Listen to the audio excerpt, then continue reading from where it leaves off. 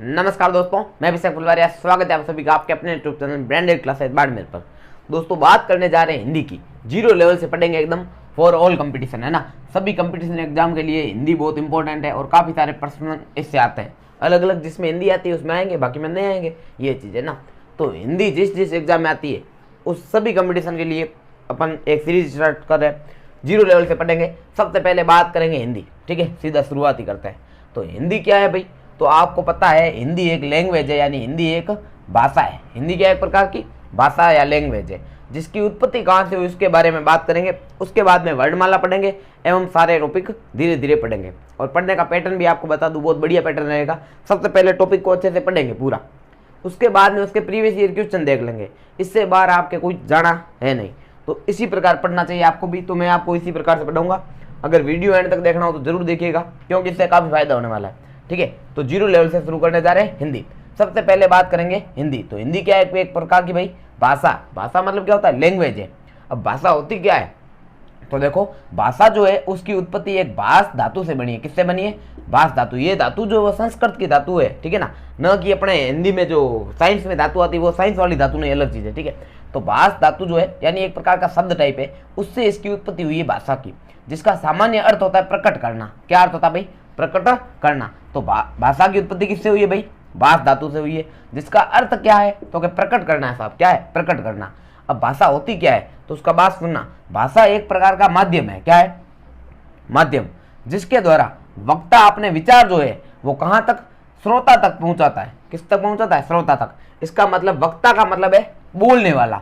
वक्ता मतलब क्या होता है? बोलने वाला। तो जो बोल रहा है वो अपने भावों को, जैसे मैं बोल रहा हूँ आप सुन रहे हो, तो हमारे बीच में एक क्या माध्यम है? जैसे हवा है, यूट्यूब है, तो ये एक प्रकार का क्या माध्यम का कार्य करता है, ठीक है। तो और मैं बोलने के लिए अपने शब्दों का, अक्षरों का, इनका यूज कर रहा हूँ, तो इन्हीं को बोलते हैं भाषा, ठीक है। तो भाषा का सामान्य अर्थ क्या है? भाषा एक ऐसा माध्यम है जो कि वक्ता की आवाज या वक्ता के विचारों को कहाँ तक पहुंचाता है? श्रोता तक पहुंचाने का कार्य करता है। तो वो माध्यम से होकर जाता है। कहाँ तक जाता है? माध्यम से होकर। यानी आप जो भी बोलोगे, बोलने वाला, उससे जो वर्ड वगैरह मुंह से निकलते हैं वो कहाँ से? माध्यम से होते हुए कहाँ तक पहुंचते हैं? श्रोता तक। और बोलने का ये जो बढ़िया सा माध्यम है उसी को अपन बोलते हैं भाषा। यानी भाषा वह एक साधन बोल सकते हो या माध्यम बोल सकते हो, जिसके माध्यम से वक्ता अपने विचारों की अभिव्यक्ति करता है और श्रोता को सुनाई देता है वो सब वर्ड, या श्रोता तक अपने विचारों को पहुंचाता है। ये चीजें तो माध्यम है, यानी कि भाषा एक ऐसा माध्यम है जिसके द्वारा विचारों की अभिव्यक्ति की जाती है। यानी विचार जो है अपने प्रकट किए जाते हैं, दूसरे व्यक्तियों को बताए जाते हैं। नेक्स्ट बात करेंगे भाषा जो है उसका विकास क्रम क्या है। भाषा किस प्रकार बनी है, उसमें क्या क्या अपने को पढ़ना पड़ेगा, कहाँ से शुरुआत हुई और कहाँ पर जाकर खत्म होगी, उसकी बात करेंगे। तो भाषा का जो विकास क्रम है उसमें 6 चरण है। कितने चरण है? 6। अब आप सोचोगे कि भाई ये 6 ऐसे क्यों लिखा? 6 तो ऐसे लिखते हैं, ये हमने पढ़ रखा है, काफ़ी बार देख रखा है, लेकिन ऐसा एक पेपर में प्रश्न आ रखा है जिसमें इसको सही माना गया था। ध्यान रखना भाई, आके सभी प्रश्न कराएंगे तब आपको पता चल जाएगा आंसर की के साथ, है ना। तो ये 6 राइट है। तो 6 चरणों में, या फिर आप ऐसे कह सकते हो 6 चरणों में क्या है? भाषा का विकास हुआ है, ठीक है। अगर आपके पेपर में प्रश्न आ जाए और ये ऑप्शन में नहीं हो तो आपको ये राइट करना है, और ये दोनों हो तो आपको ये राइट करना है। ये ध्यान रखना, अगर ये नहीं हो तो ये करोगे, लेकिन अगर दोनों हो इस प्रकार से तो आपको ये राइट करना है। 6 इस प्रकार लिखते हैं। अब बात करेंगे भाषा का विकास क्रम। कितने चरणों में भाई? 6 चरणों में हुआ है। तो 6 चरण, 6 स्टेप, हाँ बिल्कुल। सबसे पहले बात करेंगे ध्वनि। ध्वनि नहीं, ध्वनि। तो ध्वनि क्या होती है भाई? ध्वनि आपने सुना होगा, ध्वनि यानी सामान्य आवाज। ध्वनि यानी सामान्य आवाज। जैसे ध्वनि है, ऐसे काफी बार ध्वनि है, आवाज, ताली बजाते ध्वनि है। तो ये जो ध्वनि है, क्या ये स्पष्ट है? इससे कोई अर्थ निकलता है? इससे कोई अर्थ नहीं निकलता, ठीक है। तो ध्वनि क्या होती है? अपेक्षाकृत बिल्कुल ही नहीं लेना, एकदम अस्पष्ट होती है। इसका कोई अर्थ सामान्यतः निकालना मुश्किल काम है, ठीक है। एक ध्वनि से बनती है बाद में भाषा ध्वनि। क्या बनती है? भाषा ध्वनि, जो लगभग थोड़ी सी स्पष्ट होती है, ज्यादा तो नहीं कह सकते, अपेक्षाकृत इसकी तुलना में थोड़ी सी क्या होती है? स्पष्ट होती है। उसको अपन क्या बोलेंगे? भाषा ध्वनि, ठीक है। उसके बाद में आता है वर्ण। क्या आता है? वर्ण। तो वर्ण जो है, वर्ण मतलब जो अक्षर वगैरह अपन यूज करते हैं, वर्णमाला आपने देखी होगी, अ आ ई क ख, तो वो पूरी वर्णमाला है। उसी के अंदर किसको रखा गया है? वर्ण को। यहीं से अपनी मेन शुरुआत होती है। सबसे छोटी का इसी को माना जाता है, लेकिन उससे पहले ध्वनि भी आती है और भाषा ध्वनि भी आती है, लेकिन ज्यादातर आपको यही मिलेगा कि वर्ण से ही भाषा की सबसे पहले विकास शुरू हुआ है। तो आप देखोगे अ, आ, क, स्पष्ट है, ये सारे क्या है स्पष्ट, इससे आप अर्थ निकाल पाते हो। ठीक है, अब ये वर्ण दो प्रकार से हो सकता है, एक तो मौखिक, मौखिक मतलब बोलते हो, जैसे मैंने बोल दिया अ आ, तो ये एक प्रकार से क्या होगा मौखिक होगा। ठीक है, दूसरा लिखित, जैसे यहाँ पर लिखा हुआ है अ आ क, तो वर्ण को लिखा जा सकता है, ध्वनि को लिखा नहीं जा सकता, इसीलिए ये कम स्पष्ट है। ध्वनि क्या होती है ओनली फॉर मौखिक, क्या ये तो नॉर्मल आवाज होती है, इसका कोई ज्यादा अर्थ स्पष्ट नहीं होता, क्योंकि इसे लिखित लिखा नहीं जाता। ध्वनि को सामान्यतः यूं ही आवाज आती है, जैसे टन आवाज है, अब इसको आप क्या लिखोगे, पॉसिबल नहीं है ये चीज है। और भाषा ध्वनि इससे थोड़ी स्पष्ट होती है। उसके बाद में जो वर्ण आता है वो पूर्णतः स्पष्ट है। ठीक है, वर्ण क्या है पूर्णतः स्पष्ट, इसको आप बोल भी सकते हो और इसको आप लिख भी सकते हो, जैसे अ आ क ख ग ग सब कुछ है ना, ये चीजें। उसके बाद में आता अक्षर, क्या आता है अक्षर, इन दोनों में हल्का सा अंतर है, ज्यादा अंतर नहीं है, हल्का सा अंतर है। वर्ण जो होते हैं उसके नीचे आपको देखने को मिलेगा हलंत होता है, क्या होता है हलंत। हलंत का सामान्य अर्थ क्या है भाई, तो ये क जो है, जैसे आपने ख लिख दिया, इसके नीचे ये लगा दिया हलंत, तो इसका सामान्य अर्थ ये है कि इसके अंदर कोई स्वर नहीं है, इसके अंदर कोई स्वर नहीं है। तो वर्ण कब होता है, जब उसमें कोई स्वर नहीं होता है या खाली स्वर।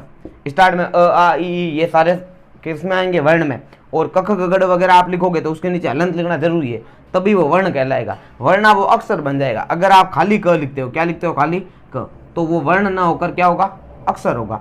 अब आप देखो अक्षर क्या है, तो अक्षर, अक्षर में ध्वनि भी आती है, क्या आती है ध्वनि, और ध्वनियों का समूह भी आता है, ध्वनि भी आती है और ध्वनियों का समूह भी आता है। आगे देखो, इसके बाद में चौथा स्टेप, ये देखो पहला क्या था ध्वनि, बाद में भाषा ध्वनि, बाद में क्या बना वर्ण, वर्ण से बनते हैं अक्षर, वर्ण से क्या बनते हैं अक्षर, और उसके बाद में आता है शब्द, क्या आता है शब्द। ये पढ़ेंगे अपन आगे धीरे धीरे है ना सब कुछ, कि भाई बोलने के आधार पर या लिखने के आधार पर सबसे छोटा अक्षर क्या होता है, भाषा की सबसे छोटी इकाई क्या होती है, सब कुछ देखेंगे, सभी प्रकार के प्रश्न अभी लिखूंगा थोड़ी देर में। ठीक है, तो सबसे पहले देखो शब्द, शब्द क्या है, तो आपको पता ही है वर्णों का सार्थक समूह क्या कहलाता है, शब्द कहलाता है। वर्णों का कैसा समूह, सार्थक, एकदम अर्थ होना जरूरी है। जैसे आपने 3 वर्ण ले लिए ल क और म, अब लकम बन रहा है, मकल बन रहा है, लेकिन इनका कोई अर्थ नहीं है, तो ये दोनों क्या हो जाएंगे भाई गलत, ये कोई शब्द नहीं है। लेकिन कमल का एक अर्थ है, फूल भी होता है, व्यक्ति का नाम हो सकता है, तो इसीलिए ये शब्द है और ये शब्द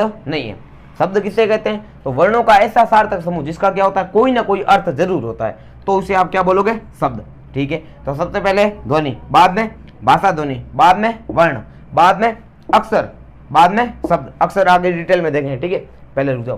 तो अक्षर के बाद में क्या आएगा शब्द, और शब्द से बनते हैं वाक्य, शब्द से क्या बनते हैं वाक्य, और वाक्य का भी यही अर्थ है कि भाई शब्दों का सार्थक समूह, शब्दों से मिलकर बनने वाला ऐसा समूह जिसका एक अर्थ होता है, उसको आप क्या बोलोगे वाक्य। अब वाक्य में क्या आता है, तो ये सार्थक होता है पहली चीज, दूसरा क्रमबद्ध भी होना जरूरी है। क्रमबद्ध मतलब सीक्वेंस होनी चाहिए, अंग्रेजी में पढ़ते हैं ना अपन सब्जेक्ट वर्ब ऑब्जेक्ट, उसी प्रकार से। तो यहाँ पर होता है कर्ता कर्म और क्रिया, यहाँ पर उल्टा सिस्टम है, यहाँ पर पहले तो सब्जेक्ट आएगा, बाद में ऑब्जेक्ट आएगा और बाद में वर्ब आएगी। ठीक है, तो ये इस प्रकार होता है कर्ता कर्म और क्रिया। जैसे देखो राम ने फल खरीदे, तो राम क्या हो गया कर्ता, कर्म क्या हो गया फल, और खरीदे क्या हो गई क्रिया। तो यहाँ पर राम ने फल खरीदे या राम ने खरीदे फल, तो ऐसे जचेगा नहीं है ना, तो ये क्रमबद्ध होना जरूरी है। अगला मैं विद्यालय जा रहा हूँ, तो मैं क्या हो जाऊंगा सब्जेक्ट, विद्यालय क्या हो जाएगा ऑब्जेक्ट, और रहा से क्या हो जाएगा जा रहा हूँ, जाने को क्या बोलते हैं गोइंग वगैरह, तो वो क्या हो जाएगा भाई अपना वर्ब। तो ये चीज है कर्ता कर्म और क्रिया, ये क्रम का पालन होता है, उसको आप बोलोगे वाक्य। अगर ये भी पालन नहीं हो रहा है, उल्टा पुल्टा है शब्द वगैरह जो आपने वाक्य अरेंज किए, जैसे मैं जा रहा हूँ विद्यालय, तो वो गलत है ना, वो वाक्य फिर सही नहीं होता है, वो गलत अशुद्ध वाक्य होते हैं, उनको शुद्ध वाक्य में चेंज करना पड़ता है। तो ये 6 चरण है। कितने चरण है भाई 6। पहला क्या बताया ध्वनि, बाद में भाषा ध्वनि, ये भाषा ध्वनि। उसके बाद में आपको क्या बताया, तो आपने बताया वर्ण, क्या वर्ण, वर्ण से क्या बनेंगे अक्षर, अक्षर से क्या बनेगा शब्द, और शब्द से क्या बनता है वाक्य। सभी का मतलब देख लो। ध्वनि क्या होती है, नॉर्मल जो आवाज आती है जो कि बिल्कुल अस्पष्ट होती है, कैसी होती है अस्पष्ट, उसको अपन क्या बोलते हैं ध्वनि कहते हैं। भाषा ध्वनि थोड़ी स्पष्ट होती है या अपेक्षाकृत स्पष्ट कह सकते हो, थोड़ी स्पष्ट। ठीक है, उसके बाद में क्या आता है वर्ण, वर्ण क्या होता है पूर्ण स्पष्ट होता है, क्या होता है पूर्ण स्पष्ट। इसे आप क्या कर सकते हो लिख भी सकते हो, यानी मौखिक भी होता है और लिखित भी होता है, दोनों शब्दों में आप लिख सकते हो, मतलब दोनों टाइप से आप बता सकते हो, मौखिक बोलकर और लिखकर भी। तो वर्ण जो है वो भाषा की सबसे छोटी इकाई है, ये ध्यान रखना, ठीक है। किस दृष्टि से? लिखित दृष्टि से। लेकिन मौखिक या उच्चारण की दृष्टि से बोले कि उच्चारण की दृष्टि से भाषा की सबसे छोटी इकाई क्या होगी, तो आपको ध्यान रखना ध्वनि होगी। क्या होगी? ध्वनि, क्योंकि उच्चारण इसका भी होता है, उच्चारण इसका भी होता है। नेक्स्ट देखो आप, ये जैसे छोटा बच्चा होता है वो चिल्लाता है तो उसके कोई वर्ण वगैरह थोड़ी निकलते मुंह से, वो कोई स्पष्ट ध्वनि वगैरह नहीं निकलता, उसमें खाली ध्वनि होती है, ये ध्यान रखना। तो वो ध्वनि क्या होती है? उच्चारण की दृष्टि से भाषा की सबसे छोटी इकाई क्या होती है? ध्वनि होती है। लेकिन लिखित या मौखिक दृष्टि से पूछे, लिपि की दृष्टि से, तो फिर आपके क्या हो जाएगा? वर्ण हो जाएगा। उसके बाद में देखो अक्षर, अक्षर आपको भी बताया, इसमें देखो हलंत वाले अक्षर नहीं आते हैं। हलंत वाले क्या होते हैं भाई? वर्ण होते हैं, ध्यान रखना। जब इस क में, जैसे क हलंत था, उसमें आपने अ जोड़ दिया, क्या जोड़ दिया? अ, तब ये प्योर क बनता है, जो अपन नॉर्मल लिखते हैं ना। तो वो जो क है वो क्या है? अक्षर है। क्या है? अक्षर। अक्षर मतलब क्या है? जब आप किसी वर्ण में, वर्ण ये है, वर्ण में कोई भी स्वर नहीं है, ध्यान रखना। अब इस वर्ण में आप स्वर जोड़ देते हो तब क्या बनता है? ये व्यंजन बना, और ये जो व्यंजन है वो क्या कहलाता है? अक्षर। आगे पढ़ेंगे डिटेल में ना। उसके बाद में आता है शब्द। शब्द क्या है? तो वर्णों का सार्थक समूह, वर्णों का सार्थक समूह जिसका कोई अर्थ होता है, क्या कहलाता है? शब्द कहलाता है। जैसे कमल, कमल आपके दिमाग में आती है, जैसे कोई व्यक्ति का नाम हो सकता है, एक फूल हो सकता है, 2-3 वर्ड दिमाग में आ रहा है ना, अर्थ, वो चीज है। अगला लास्ट है वाक्य। लास्ट क्या है? वाक्य। तो वाक्य क्या होता है भाई? तो वाक्य आपको पता ही है, शब्दों का सार्थक समूह क्या कहलाता है? वाक्य। जैसे आपको एग्जाम्पल बता दी, राम ने फल खरीदे, मैं विद्यालय जा रहा हूँ, वो यहाँ आ रहा है, अलग अलग प्रकार से काफी बना सकते हैं ना। तो वाक्य का सामान्य अर्थ क्या होगा भाई? वर्णों का सार्थक नहीं, शब्दों का सार्थक समूह क्या कहलाता है? वाक्य कहलाता है। अब वाक्य कैसा होना चाहिए? क्रमबद्ध होना चाहिए। कैसा होना चाहिए? क्रमबद्ध। एक और सुनो, प्रश्न पूछ ले, अर्थ की दृष्टि से भाषा की सबसे छोटी इकाई, अर्थ की दृष्टि से। अब पूछा गया अर्थ, क्या वर्ण का कोई अर्थ होता है? नहीं। अक्षर का होता है? इन सभी का कोई अर्थ नहीं होता है। सबसे पहले सार्थक की बात कहाँ की थी? तो शब्द में की थी। सार्थक मतलब अर्थ सहित। तो सबसे पहले सार्थक की बात कहाँ की थी? शब्द में। तो भाषा की अर्थ की दृष्टि से सबसे छोटी इकाई क्या होगी? शब्द होगी। स्वतंत्र अर्थ की दृष्टि से पूछे तो भी क्या होगी? शब्द। अब ये क्या हो गया? स्वतंत्र अर्थ क्या है? अर्थ तो वैसे ही था, तो स्वतंत्र क्यों लगाया? तो स्वतंत्र अर्थ बोलो या अर्थ की दृष्टि से सबसे छोटी इकाई क्या होगी? शब्द होगी। तो अब स्वतंत्र का मतलब क्या है? स्वतंत्र अर्थ का मतलब है एक से अधिक अर्थ भी निकल सकते हैं, तो वो भी शब्द ही है। जैसे कमल किसी व्यक्ति का नाम हो गया, ठीक है, और क्या हो गया? एक फूल का नाम हो गया। इसी प्रकार से तो इसके अर्थ बहुत सारे हैं। लेकिन जब ये शब्द किसी वाक्य में एक बार पद के रूप में प्रयुक्त हो जाता है, फिर उसका अर्थ अलग अलग नहीं रहते, फिर वो स्वतंत्र अर्थ में नहीं रहता। जैसे कमल तालाब में खिलता है, ठीक है, या तालाब में कमल खिल रहा है, तो अब वहां पर आप ऐसा नहीं बोलोगे कि ये व्यक्ति खिल रहा है ना, अब वो फूल ही है ना, तो वो चीज है। तो जब ये वाक्य में प्रयोग हो जाता है तब इसका अर्थ क्या हो जाता है? सीमित हो जाता है, एक रह जाता है। बाकी जब खाली स्वतंत्र वर्ड है तो इसके यानी स्वतंत्र शब्द है, तब इसके अर्थ भी अनेक हो सकते हैं। इसीलिए स्वतंत्र अर्थ की दृष्टि से भाषा की सबसे छोटी इकाई क्या होगी? शब्द होगी, ये ध्यान रखना। और अर्थ की दृष्टि से भी शब्द ही होगी, ठीक है। उसके बाद में आपको कोई पूछ ले भाषा की अर्थ की दृष्टि से सबसे बड़ी इकाई क्या है, तो आपको बोलना है वाक्य। क्या बोलना है? वाक्य। ये आगे प्रश्न वगैरह सारे देखेंगे पुराने पेपरों के वगैरह के भी, ठीक है। तो सबसे पहले बात करेंगे अक्षर। हाँ, इसमें एक छोड़ दिया था ना अक्षर, अच्छे से देखते अक्षर क्या है। तो ध्वनियों का ऐसा समूह, ध्वनियों का ऐसा कैसा ऐसा समूह जिसका उच्चारण श्वास की यानी सांस की एक ही आघात यानी एक ही झटके में अ आ, तो ये सारे क्या है भाई? अक्षर है, ठीक है। तो सभी स्वर जो होते हैं वो अक्षर होते हैं, ये ध्यान रखना, बहुत इंपॉर्टेंट चीज है। लेकिन सभी अक्षर ये जो है ना वर्ण है, वर्ण में जो स्वर थे वो सारे अक्षर में आते हैं, ये ध्यान रखना, क्योंकि उनका उच्चारण श्वास की एक आघात से हो जाता है। तो देखो अक्षर किसे कहेंगे? ध्वनियों का ऐसा समूह जिसका उच्चारण श्वास की एक ही आघात के साथ होता है, उसको एक अक्षर कहते हैं, ध्यान रखना। जैसे देखो सभी स्वर क्या एक प्रकार से अक्षरों में आते हैं, ठीक है, अ आ ई इस प्रकार से। और स्वरांत व्यंजन, स्वरांत व्यंजन का मतलब क्या है भाई? अभी आपको बताया था स्वर अंत, 2 वर्ड है इसमें ना, स्वरांत, स्वर से अंत होने वाला व्यंजन। किससे अंत होने वाला? स्वर। जैसे आपने इस प्रकार से खाली ग लिखा तो मैंने क्या बताया? इनको वर्ण बोलेंगे। क्या बोलेंगे? वर्ण। जैसे आपने प लिखा तो ये क्या है? वर्ण है। लेकिन यदि आप इस प्रकार प या इस प्रकार क लिखते हो तो आप देखोगे ये क और प बना कैसे होगा? तो इस क में आपने अ जोड़ा होगा, इस क में क्या जोड़ा होगा? अ, तब ये क बना है। और इस प में जब आप अ जोड़ोगे तब ये क्या बनेगा? प। तो ये क और ये जो प है वो अक्षर है, ना कि वर्ण है, ये ध्यान रखना, बस इंपॉर्टेंट चीज इतनी है। तो ये जो है देखो क ख, ये स से क्षत्रिय और साथ में ये त है, तो ये सारे तो क्या है भाई, अक्षर है, लेकिन ये अक्षर नहीं है। तो यह आपको पहचान के रूप में भी दे सकते हैं। निम्न में से कौन सा अक्षर है और कौन सा वर्ण है। तो वर्ण के नीचे क्या खासियत होगी भाई, हलंत होगा या स्वर होंगे, ठीक है। और अक्षर के नीचे क्या होगा, कोई हलंत नहीं होगा, उसके साथ में स्वर जुड़ा हुआ होगा, ठीक है। स्वर क्या होगा, जुड़ा हुआ, जैसे क, तो ये क प्लस अ से बना है, ये ध्यान रखना, ठीक है। और स्वर जो है वो दोनों में आते हैं, अक्षर में भी आते हैं और वर्ण में भी आते हैं, ठीक है। अब पर्सन सुनो, ये तो गया, चलो पर्सन इसमें क्या बना रहा था भूल गया ना, तो क वगैरह ये प, तो ये जो बने वो अक्षर है, ये क्या है, अक्षर। अब अगला देखो अक्षर, हाँ संख्या पूछ लेते हैं ना, अक्षरों की संख्या काफी बार पूछी जाती है। तो आपको बस यही देखना है कि जो आप बोल रहे हो उसमें कितने झटके आ रहे हैं, यानी कि कितने आघात लग रहे हैं। जैसे आ एक लग रहा है तो इसमें अक्षर एक ही होगा, कितना होगा, एक। भारत, भारत, दो झटके लग रहे हैं, भारत, रत एक साथ ही आ रहा है और भा लगा रहा है, तो भा और रत दो अक्षर है, कितने अक्षर है, दो, ठीक है। उसके बाद में आइए, तो आ ई ए तीनों अलग लगा रहे हैं, तो इसमें तो कितने अक्षर हो जाएंगे, तीन अक्षर है, आ ई ए, आइए, ये चीज है। भारत, भारत, तो भा अलग आ रहा है, रत अलग आ रहा है। इसी प्रकार अक्षर, यानी आपके बोलने पर कितने आघात आपको महसूस होते हैं, उसके आधार पर अक्षरों की संख्या निर्धारित होती है। इसके बाद में वर्ण, वर्ण वो होता है जिसके टुकड़े नहीं होते हैं। वर्ण क्या है, जिसके टुकड़े नहीं हो, तो ये चीज है। अब आप देखो सभी स्वर क्या है, वर्ण है। अभी आपको पता है अ आ ई डे डे डे सभी है ना, तो सभी वर्ण क्या होते हैं, मतलब सभी स्वर अ से लेकर कहाँ तक होते हैं भाई, अ तक, वो सारे क्या है भाई, वर्ण है, ये ध्यान रखना। लेकिन उसके बाद में ये जो क हलंत है, ख हलंत है, ग हलंत है, म हलंत है, जितने भी सारे जिसके नीचे हलंत लगा होगा वो सारे क्या होंगे, वर्ण होंगे।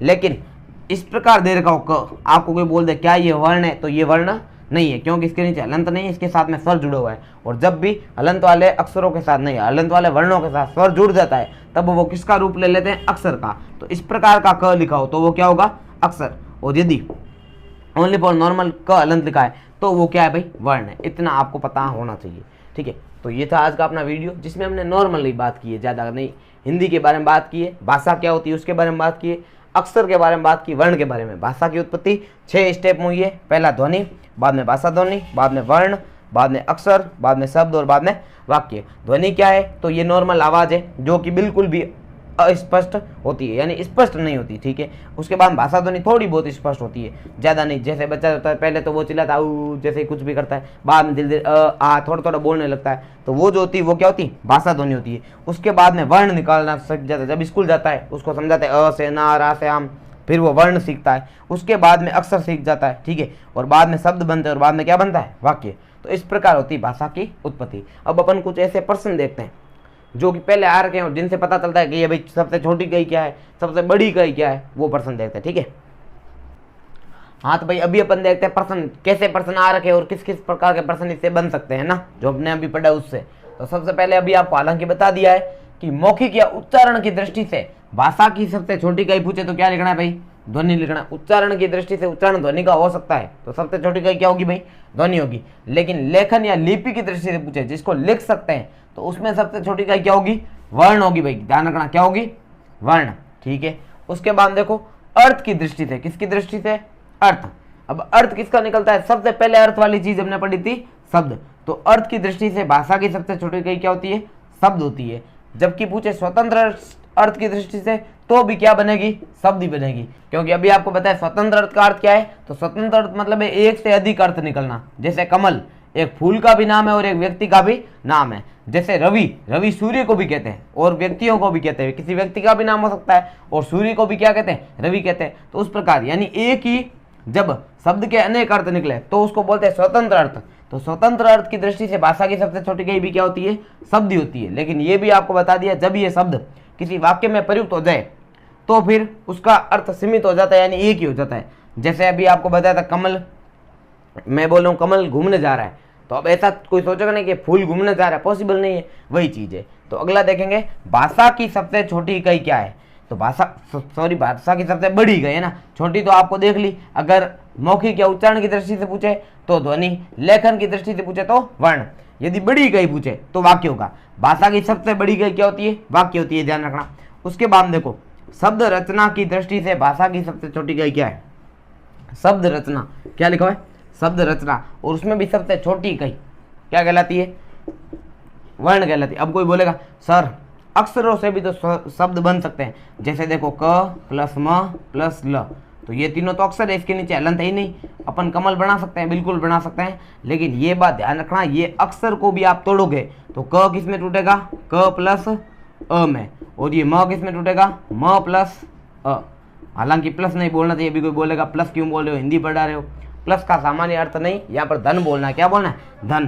तो देखो क धन अ, फिर म धन अ, फिर क्या लिखोगे, ल धन अ, तो ये ल अलंत धन हो जाएगा, तब ये बनेगा कमल। तो आपने देखा ये तो बड़ी बड़ी इकाइयां हैं, ये तो अक्षर है, फिर भी इनको तोड़ते तब क्या प्राप्त होता है, वर्ण प्राप्त होता है। तो सबसे छोटी इकाई क्या होगी, वर्ण। अब इसको आगे और तोड़ नहीं सकते, यानी कि वर्ण को आपको बताया था, जिसको तोड़ नहीं सकते उसको क्या कहते हैं, वर्ण। आगे आएगा ना, ये प्रश्नार्क है। तो अब देखो जैसे अमन, तो अमन को आप तोड़ोगे तो अ तो आगे वाला इसको तोड़ ही नहीं सकते, ये तो स्वर है।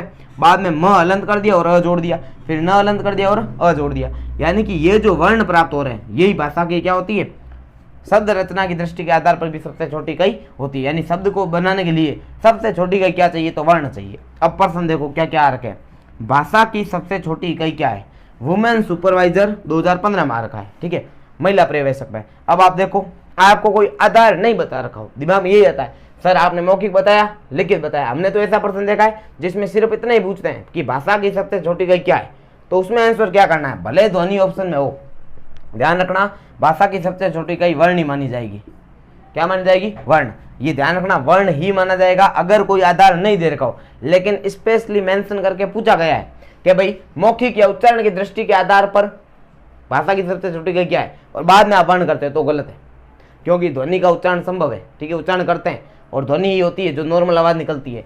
तो वो उच्चारण की दृष्टि से या मौखिक की दृष्टि से सबसे छोटी इकाई क्या होती है, ध्वनि। अगर स्पेशली बता रखा हो प्रश्न में ये, तो ये आपको ध्वनि लिखना है। बाकी अन्य कंडीशन में जैसे प्रश्न आर का और आंसर की में भी यही बताया गया, ठीक है। भाषा की सबसे छोटी इकाई क्या है, तो वर्ण ही राइट करना। क्या करना, वर्ण। उसके बाद देखो एक प्रश्न ये भी आ रखा है, वर्ण खुद किस कहते हैं, किसे। अभी आपको बताया था, हालांकि शब्द को कहते हैं, गलत बात है, क्योंकि वर्ण मिलते हैं तभी तो शब्द बनता है, तो ये तो गलत हो गया। उसके बाद में ध्वनि को कहते हैं, ध्वनि को कह सकते हैं बिल्कुल, लेकिन क्या सभी ध्वनियां वर्णी होती है, नहीं, इसकी कोई गारंटी नहीं है, तो ये भी नहीं हो सकता। अगला शब्द समूह, अब शब्द नहीं होता तो शब्द समूह कैसे होगा। लास्ट है अखंडित ध्वनि, ये आपको बताया था। ध्वनियां तो बहुत सारी होती है, लेकिन उसमें से किस ध्वनि को वर्ण बोलोगे, तो अखंडित। ये प्रश्न आ रखा है DSSB TGT में आ रखा है 2006 में। तो प्रश्न क्या है, अखंडित ध्वनि होती है जिसको आगे तोड़ नहीं सकते। जैसे आपने ये म लिखा था, म को आपने तोड़ दिया, जैसे म था आपने इसको कर दिया म हलंत प्लस अ, तो ये म क्या था, अक्षर है। क्या है, अक्षर, जिसको आपने किस में तोड़ दिया, म हलंत में। अब ये वर्ण बन गया, क्या बन गया, वर्ण। अब और आगे इसे तोड़ नहीं सकते, इसीलिए इसको क्या बोलते हैं, अखंडित ध्वनि। तो अखंडित ध्वनियों को क्या कहते हैं भाई, वर्ण कहते हैं। तो ये था आज का अपना वीडियो कैसा लगा कमेंट में जरूर बताएं।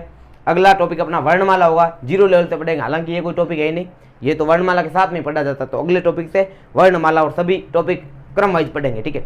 तो सबसे पहले तो भाई वीडियो अच्छा लगा तो कमेंट जरूर करें अगले वीडियो को पाने के लिए, और लाइक करें, शेयर करें, सब्सक्राइब करें। Thank you.